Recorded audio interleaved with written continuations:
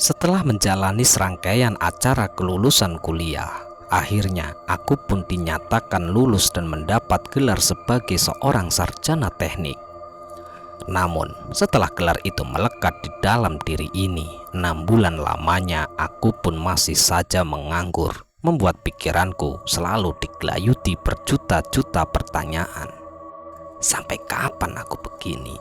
Ya, pertanyaan itu selalu terngiang-ngiang dalam benakku. Masih teringat betul kenangan selama berkuliah. Bahkan ketika aku menginjak di semester 5, aku pun hampir saja di DO. Karena selama kuliah aku jarang sekali masuk, dan semua itu karena aku terlalu mementingkan kegiatan di luaran sana. Namun, setelah aku memperbaiki semuanya, mulai dari mendatangi satu dosen ke dosen lain, akhirnya aku pun bisa kembali berkuliah. Hingga akhirnya aku pun lulus menjadi seorang sarjana. Akan tetapi, semua bayangan akan kemudahan mencari pekerjaan pun sirna seketika setelah aku lulus. Scroll demi scroll aku lakukan untuk mendapatkan informasi pekerjaan yang kala itu hanya tersedia melalui Facebook dari grup alumni suatu perguruan tinggi. Semakin lama mencari, akhirnya terlihatlah gambar sebuah lowongan pekerjaan sebagai asisten perkebunan kelapa sawit dengan penempatan di daerah pedalaman. Dan tanpa berbasa-basi aku pun segera mengirimkan berkas melalui email yang tertera di sana. 2 minggu pun berselang, notifikasi dari handphoneku pun berbunyi yang berisikan undangan interview dari lamaran yang sudah aku kirim. Lalu proses interview dilakukan di sebuah daerah yang mana jarak tempuh dari kotaku jika menggunakan kendaraan umum harus memakan waktu 4 jam lamanya. Terbesit kala itu dalam pikiranku, bagaimana tempatnya? Pedalaman, di tengah-tengah perkebunan kelapa sawit pula. Aku pun bertanya-tanya karena memang aku belum pernah merantau untuk bekerja, apalagi di daerah pedalaman dan lokasi perkebunannya terletak sangat jauh dari perkotaan. Dengan bermodalkan nekat, aku tampilkan segala keresahan yang berada di dalam pikiranku. Akhirnya interview pun dilakukan di jam 8 pagi di salah satu perkantoran di daerah tersebut. Saat itu aku hanya memegang uang 100.000, itu pun uang dari pemberian ibu ketika aku izin untuk berangkat. Masih ingat sekali wajah ibuku saat aku akan berangkat untuk interview kerja. Terpancar kegembiraan dalam wajahnya kala itu. Dia sangat berharap jika anaknya dapat diterima kerja. Tes demi tes, aku pun melaluinya dari beberapa tahapan. Terbesit kembali dalam pikirku, jika saja seandainya tidak lulus, ya tidak apa-apa juga. Anggap saja belum rezeki, yang penting aku sudah berusaha. Dan tes pun akhirnya berakhir pukul 1 siang. Kami pun kemudian dipersilahkan untuk pulang untuk kembali menunggu pengumuman. Sore itu, aku pun bergegas untuk kembali ke tempat asalku. Hari demi hari terus berlalu begitu saja. Kekhawatiran ini masih saja menyelimuti. Sesekali aku melihat peta, mencoba melihat daerah yang masih bagian dari negeri ini, tapi terasa sangat asing bagiku. Bukan kotanya, bukan, tapi penempatannya yang sangat terpelosok. Dan di sana tidak ada sanak saudara sama sekali. Kalau seandainya aku butuh pertolongan, bagaimana aku memintanya? Dalam benakku kala itu terpikir, semoga tidak usah keterima. Bodoh amat, cari kerja yang lain sajalah. Gerutuku kembali di dalam hati. Dan hingga akhirnya 15 menit kemudian tiba-tiba saja handphoneku kala itu berbunyi menandakan ada pesan masuk. Dan pesan itu bertuliskan, "Selamat, Anda diterima. Saat apa yang kau takuti dan akan kau hindari, tapi itulah yang akan dikabulkan." Saat itu aku tahu bagaimana cara kerja Tuhan untuk mempermainkan hamba-hambanya ini. Aku pun segera menunjukkan pesan ini kepada ibu. Bukan main senangnya ibuku kala itu. Ia pun lalu memberitahu kepada para tetangga sampai semua teman yang ada di pasar bahwa anaknya sudah diterima bekerja. Ibu tidak tahu Ya, ia tidak tahu di benak putra keduanya ini tersimpan rasa kekhawatiran jika jauh darinya. Hingga tibalah tanggal yang ditentukan. Aku pun masuk di ruangan tempat aku interview kemarin. Di depan kala itu sudah terlihat 2 orang duduk di sana menanyakan apakah aku bersedia ditempatkan di tempat ini. Kemudian mereka menyodorkan sebuah surat kontrak. Aku pun membacanya dengan seksama. Namun setelah aku membaca di lembar yang kedua yang berisikan tulisan nominal gaji yang akan aku terima di setiap bulannya, aku pun tercengang kala itu melihat gaji dan juga tunjangan yang akan aku terima di sana. Jika dikumpulkan dalam waktu 3 bulan, gaji yang kudapat bisa untuk membeli seekor sapi dewasa. Dan tanpa basa-basi, aku pun lalu menandatangani kontrak itu. Kekhawatiran itu semua terasa hilang seketika. Ya, sifat manusia memang seperti ini, maklumlah. Hingga akhirnya hari pemberangkatan pun telah tiba. Dengan memegang sebuah tiket pesawat, aku pun menunggu seseorang yang saat itu juga lulus saat tes dan ikut tanda tangan kontrak. Ya, dia bernama Ucok. Dari kejauhan terlihatlah laki-laki pendek dengan kepala yang plontos sedang membawa koper menghampiriku seraya tersenyum. "Duh, maaf Pak, telat." "Sudah dari tadi Bapak nunggu ya?" tanyanya. Aku pun mengangguk lalu menawarkan sekaleng kopi yang aku beli sebelum berangkat tadi. Di tengah waktu menunggu, Ucok pun bertanya, "Apa sudah yakin dengan keputusan yang kita ambil Pak? Mengingat perkebunan itu berbatasan dengan kebun plasma, kebun yang dimiliki oleh warga sekitar. Tentu di sana sangat rawan sekali terjadi konflik Pak." Dan singkat cerita, setelah melakukan perjalanan 3 jam lamanya, akhirnya kami pun tiba di sebuah kota. Setelah menunggu sekitar 15 menit, akhirnya sopir jemputan dari perusahaan pun datang. Pria berbadan tegap berambut cepak. Di sepanjang perjalanan beliau hanya diam sambil terus memandangi kami yang membawa banyak sekali tas. Suasana canggung ini pun membuat aku termenung dan memandangi jendela mobil yang terus saja melaju. 4 jam perjalanan dari kota. Mulai kami memasuki jalan tanah menuju area perkebunan. Terlihat di kanan dan juga kiri kala itu pohon-pohon sawit berdiri dengan rapi dengan jarak tanam yang serasi. Kita mau kemana dulu ini Pak?" tanya Ucok. "Kita kemes dulu saja, mempersiapkan materi dan juga training untuk beberapa bulan ke depan. Sebelum nantinya kalian akan ditempatkan di seat masing-masing," jawabnya lugas.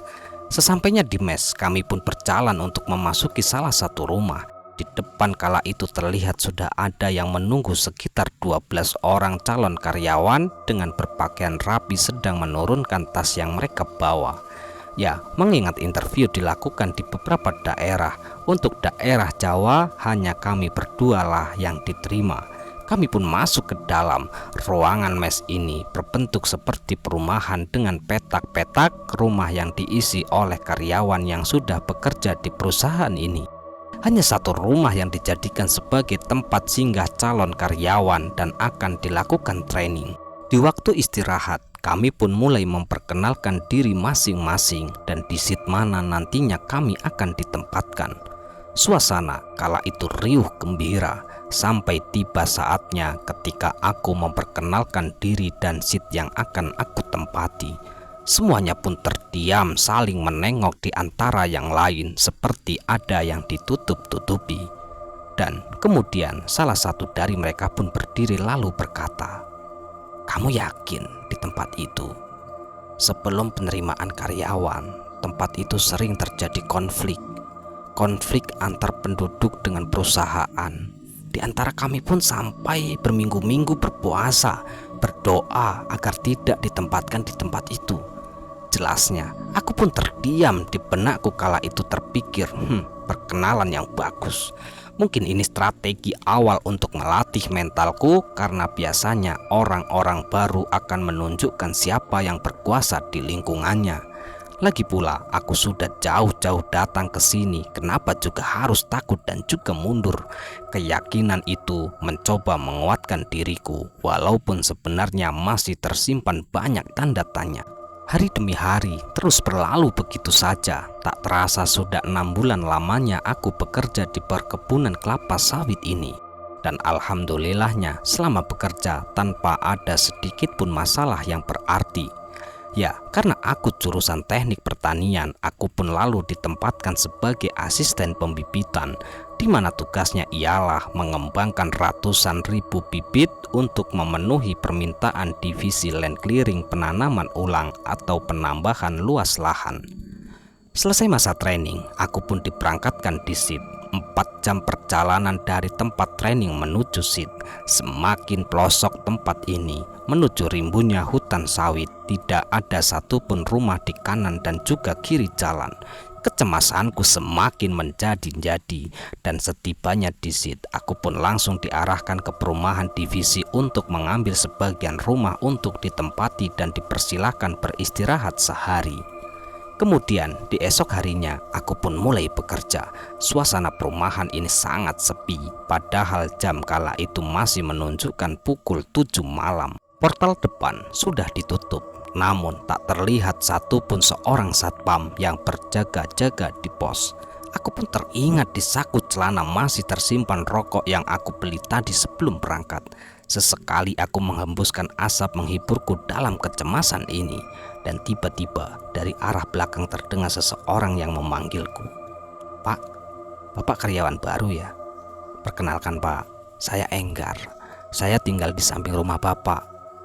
Ia pun tersenyum ramah. Ya, Pak Enggar merupakan asisten di divisi 2, di mana divisi itu berbatasan langsung dengan divisi pembibitan. Aku pun mengangguk membalas senyuman beliau yang ramah itu, seraya mencoba menawarkan rokok yang berada di tanganku.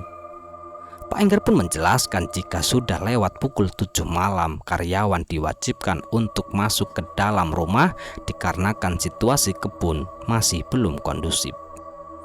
"Belum kondusif maksudnya gimana ya Pak?" tanyaku.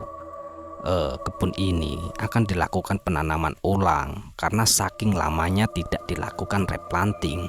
Banyak sekali batas kebun yang masih samar. Jadinya ya begitu, sering bergesekan dengan kebun plasma milik penduduk setempat. Jelas Pak Enggar. Akan tetapi sebelum selesai berbicara, tiba-tiba saja Pak Enggar kala itu segera menyuruhku untuk bergegas masuk ke dalam rumah, dan kami pun akhirnya segera masuk. Dari perkataan Pak Enggar tadi membuatku tidak bisa untuk tidur. Karena itu aku hanya bisa terdiam di dalam kamar. Rumah sebesar ini tidak seharusnya hanya diisi oleh anak muda sepertiku. Dan saat mata ingin terpejam, tiba-tiba saja sekelebat sinar senter terlihat menyinari kelambu yang menutupi jendela kamar. Terdengar percakapan dari 2 orang yang berasal dari arah luar, berbisik menggunakan bahasa mereka seperti sedang mengawasi rumah ini. Suara itu perlahan bergerak menuju ke arah pintu depan, lalu terdengar tuas pintu seperti ditarik. Ceklek. Aku pun menjatuhkan ponselku yang aku taruh di atas meja, dan suara itu pun hilang. Keesokan harinya aku pun terbangun. Dari pintu depan terlihat bekas lumpur yang mengering membentuk 4 jejak kaki. Setibanya aku di divisi, aku pun lalu memperkenalkan diri sebagai asisten pembibitan yang baru kepada pekerja di divisiku. Kemudian merancang segala rancangan kegiatan harian dan juga bulanan, di mana itu sebagai pedoman saat akan mulai bekerja nanti. Setelah penjelasan itu, buruh pekerja aku persilahkan untuk segera bekerja dengan masing-masing tanggung jawab mereka. Tak selang beberapa lama kemudian, seorang mandor pun datang untuk menghampiriku. Ya, Pak Soza namanya. Beliau pun lalu bertanya, "Pak, kalau boleh kasih saran, jika nanti terjadi hal-hal yang tidak diinginkan, Bapak segera hubungi saya saja ya," ucapnya. Aku pun di sini bertanya maksud Pak Soza. Ya, ia menjelaskan jika memang sering ada warga kampung yang suka menyusup ke perumahan divisi untuk mencari karyawan perusahaan lalu menculiknya. Tidak peduli apakah itu anak kecil ataupun orang dewasa. Berita ini ia dapatkan dari cerita seorang pekerja yang bertempat tinggal di kampung sebelah. Konflik ini pun terbendung sebelum aku datang ke divisi ini. jawabnya. Hari demi hari aku lalui dengan bekerja sesuai arahan dari manajer sampai suatu hari terjadilah kejadian di Divisi 2. Pak Enggar selaku asisten Divisi 2 melakukan kesalahan ukur batas wilayah yang akan dijadikan parit gajah. Parit sedalam 3 meter dengan lebar 2 meter saat diukur dengan alat di layar terdapat kesalahan 4 mm. Tapi jika ditarik lurus sepanjang 300 meter, maka terjadi pelebaran menyerong sepanjang 15 meter masuk ke wilayah kebun milik warga. Ya, Divisi 2 adalah divisi paling luar dari wilayah kebun perusahaan. Konflik pun akhirnya sudah tidak bisa terbendung lagi. Para pekerja mendapat kabar penyerangan akan dilakukan malam ini oleh warga sekitar. Sore itu, aku pun bergegas kembali untuk masuk ke mes. Suasana mes menjadi ramai dengan para asisten dan juga manajer.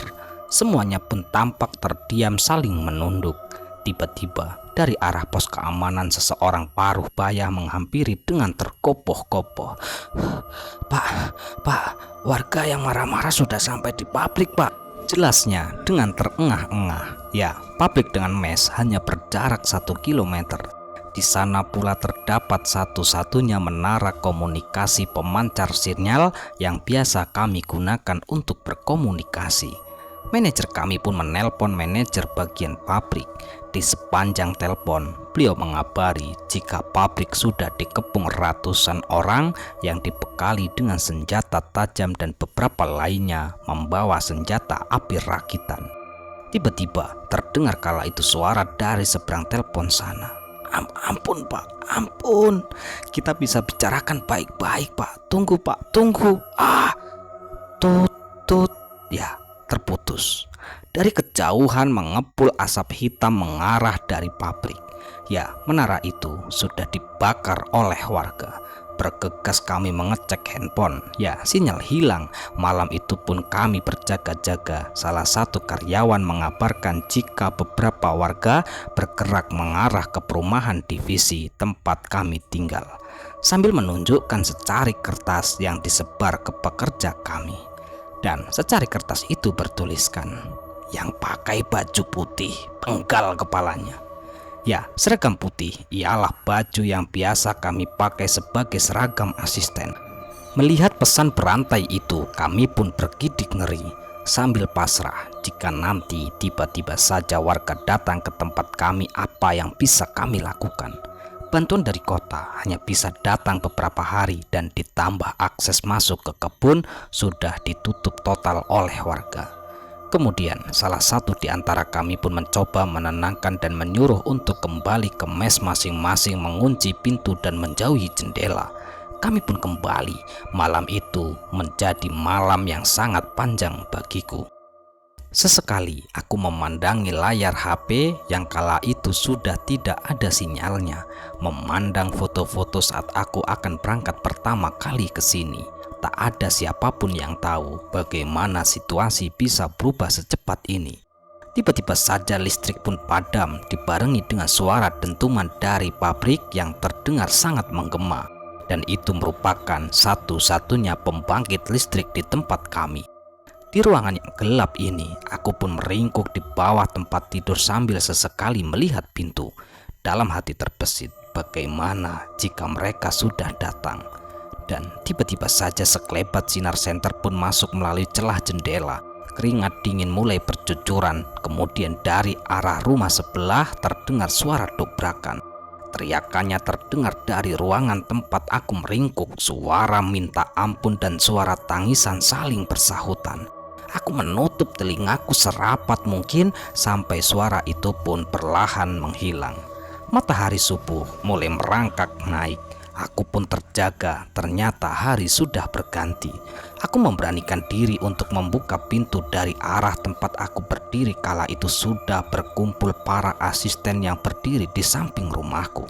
Aku pun bergegas mendekat masuk ke dalam rumah itu dan ternyata terlihatlah seorang mayat Pak Enggar dan istrinya berada di dalam bak mandi dengan parang yang masih menancap di lehernya. Kejadian itu membuat nyali kami ciut. Beberapa dari kami membakar baju seragam putih yang biasa kami pakai untuk bekerja. Pak manajer pun memberanikan diri untuk keluar dari perumahan divisi untuk meminta bantuan ke kota terdekat. Sedangkan kami tetap menunggu di perumahan ini. Beliau berangkat jam 3 sore, kami menunggu di depan perumahan divisi berharap bantuan akan segera datang. Dan tiba-tiba saja terlihat dari kejauhan mobil hitam milik Pak manajer mendekat dengan pelan. Tapi anehnya, tidak terdengar suara mesin yang menyala. Mobil itu seakan-akan menggelinding mendekat perlahan ke arah kami. Sampai jendela dari mobil saling bertemu dengan pandangan kami. Terlihatlah kala itu Pak manajer telah bersimbah darah dengan kapak yang masih menancap di dada. Di wiper mobil itu terselip kertas bertuliskan, "Jangan coba-coba keluar." Lalu kami pun menguburkan jasadnya di samping kuburan Pak Enggar beserta istri. Malam itu mulai menunjukkan kengeriannya. Suara siulan panjang saling bersahutan dari arah kebun sawit yang gelap terdengar menggema. Mereka seperti memberikan kode satu sama lain. Sialnya saat itu aku sedang berada di belakang rumah untuk menimba air. Bergegaslah aku pun berlari ke dalam rumah, tapi dari arah belakang tiba-tiba tanganku seperti ditarik seseorang. Kepalaku ditutup, aku berteriak sampai kala itu benda keras tiba-tiba terasa menghantam di kepalaku. Aku pun pingsan. Keesokan harinya aku pun terbangun di dalam kamar yang gelap dan juga pengap. Di arah tempat dudukku terlihat samar-samar 3 orang yang berdiri dan salah satu di antaranya mendekat lalu berbisik, "Aku Soza, Pak." Padek, jantung ini berdetak dengan kencang. Kenapa ia melakukan ini?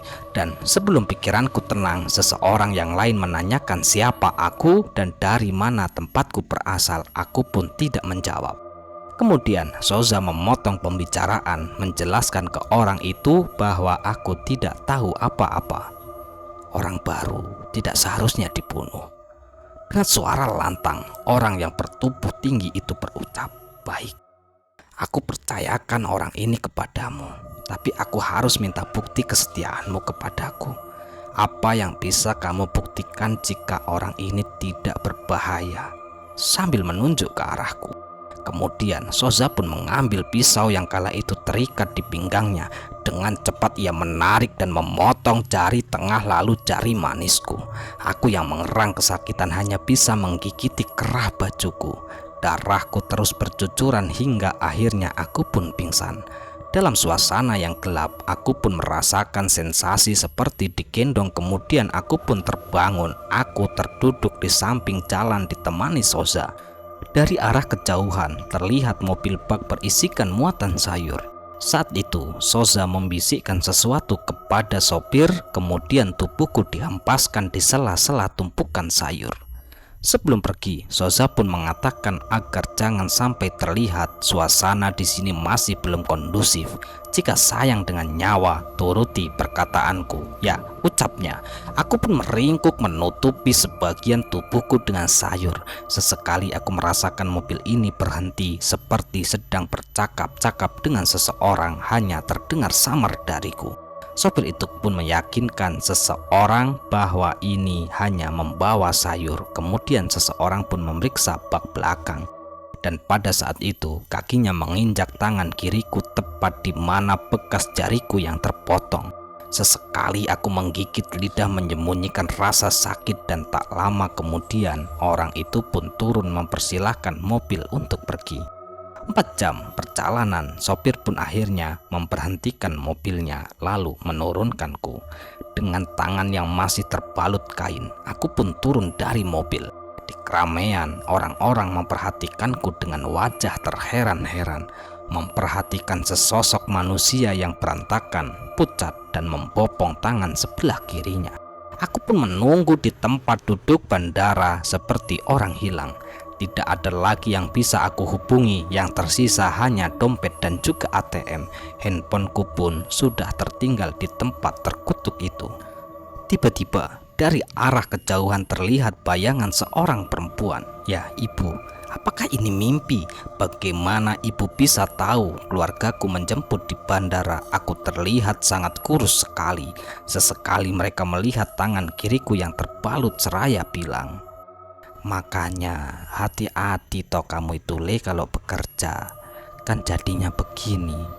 Ya, bapak dan juga ibuku dikabarkan oleh perusahaan bahwa aku telah mengalami kecelakaan kerja dan harus dipulangkan pada hari yang sudah ditentukan. Akhirnya, mereka semua pun bergegas menjemput hari ini.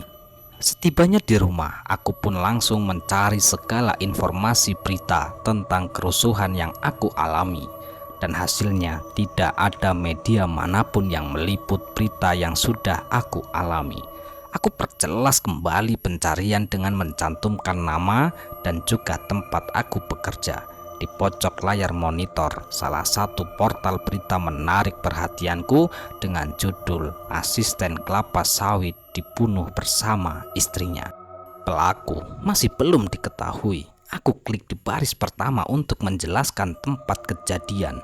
Kemudian di baris kedua terlihatlah sebuah keterangan. Telah terjadi perlawanan dari korban dan korban saat itu sudah berusaha melawan. Kemudian korban pun menebas tangan pelaku, meninggalkan jari pelaku. Dan pada saat itu terlihat sebuah potongan jari tengah dan jari manis di tempat kejadian perkara. Aku masih bisa merasakan sensasi jari ini seperti digerak-gerakkan tertinggal jauh di sana. Selesai ya, sekian cerita kali ini. Semoga cerita ini bisa menghibur dan cerita ini bisa bermanfaat yang kami harapkan. Dan kami ucapkan terima kasih banyak kepada teman-teman semua yang telah mendukung kami. Semoga amal kebaikan teman-teman dibalas oleh Allah Subhanahu wa Ta'ala berupa hal-hal yang lebih baik dan lebih bermanfaat dalam kehidupan kita semua. Dan untuk teman-teman yang sedang sakit, semoga diberi kesembuhan. Yang sedang mengalami kesulitan, semoga diberi kelancaran dalam segala hal. Amin, amin ya rabbal alamin.